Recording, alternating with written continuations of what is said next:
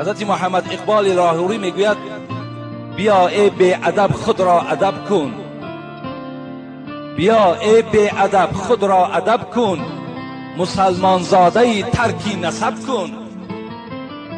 بیا ای بی ادب، ای شانی بی ادب، بیا ای بی ادب خود را ادب کن، مسلمان زاده ترکی نسب کن.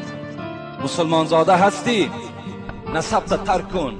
من فلانی هستم، من بچه فلانی هستم، اینها را ترک کن. میگوید برنگ احمر و رگ و خون و پوست عرب نازد اگر ترکی عرب کن. حضرت میگوید اگر با همین رنگ احمر، یعنی عرب ها را سرخرو میگویند، اگر عرب ها با قبیله عرب بودنشان، با سرخرو بودنشان، اگر خودشان به شما فضل دادن، ترکشان کنید که اونها برای شما لازم نیستند. فاطمه که دختری